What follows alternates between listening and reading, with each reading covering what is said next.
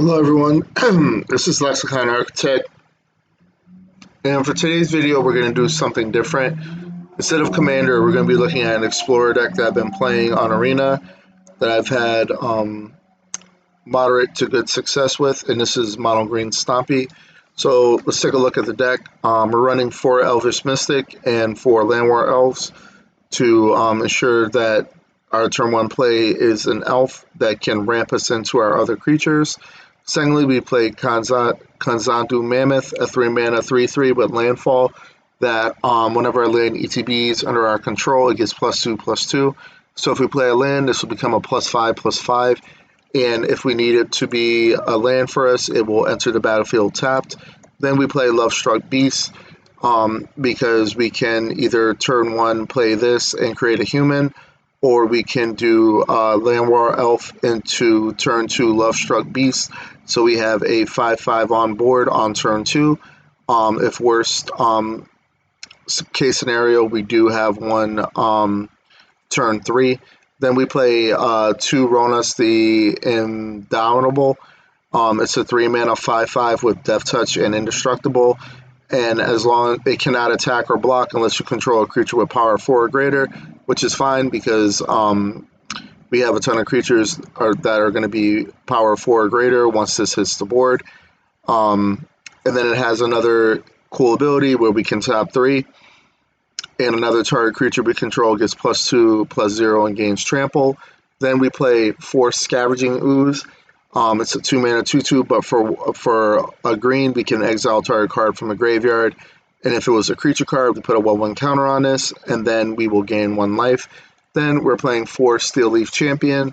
It's a 3-mana 5/4 that can't be blocked by creatures with power 2 or less. So if we're up against other weenie decks, we play this. They can't block. It will get in for 5. And then lastly, we play 4 Werewolf Pack Leader. It's a 2-mana 3/3 that as long as it attacks, if you attack with creatures power 6 or greater this combat, you draw a card. And then for 4 mana, until the end of the turn, Werewolf Pack Leader will get base power and toughness 5/3 and gain trample, and it isn't a human. For sorceries, going to be playing 2 Primal Might. Target creature gets +X/+X until the end of turn.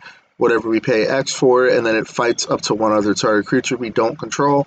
Then we're playing Collected Company, a 4-mana spell that we can sometimes cast on turn 3. It allows us to look at the top 6 cards of our library, and then we can put up to 2 creature cards with converted mana cost 3 or less, put them onto the battlefield, and put the rest onto the bottom of any order. And then last, for artifacts, we're playing 4 Great Henge. This spell will cost X less to cast, where X is the greatest power among creatures you control. Then we can tap this to add 2 green mana and gain 2 life.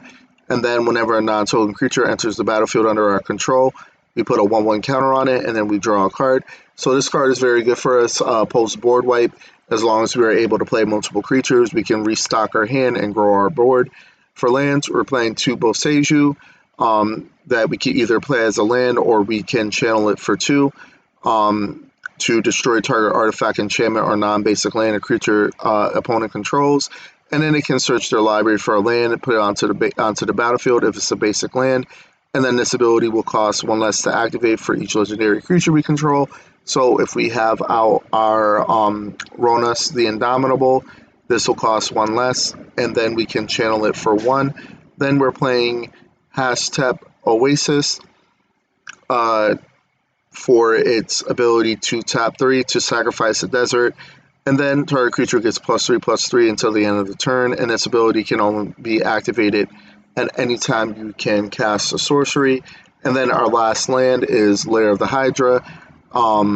If you control 2 or more other lands, it comes into the battlefield tap, but we're using this as a way to punch through for the last bit of damage because we can pay X and a green to make a XX green Hydra creature token. It's still land. X can't be 0.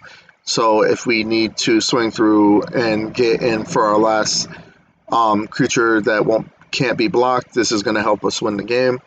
As far as the sideboard, we're playing 3 Heroic's Intervention to protect us from board wipe, Crawl Harpooner to deal with creatures with flying, Outland Liberator to destroy a target artifact or enchantment. And then if it is nighttime, we can do the same ability, or whenever it attacks, we can destroy an artifact or enchantment.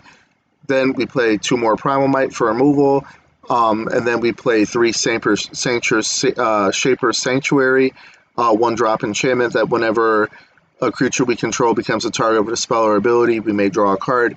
And then lastly, we play 2 Unlicensed Hearse. It's a 2-mana vehicle that allows us to exile up to 2 cards from a graveyard. Its power and toughness are equal to the number of cards exiled with it, and then we can crew it for 2. So that's the deck. Mana-wise, we do curve out at 3, but since we have so many ways to ramp with the Elvish Mystic and the Landward Elf, we can start doing things turn 2. And I like this deck a lot. I'm a sucker for mono green, so this is right up my alley. So this video is going to be uploaded shortly to YouTube and TikTok, and I hope you check it out and have a good time.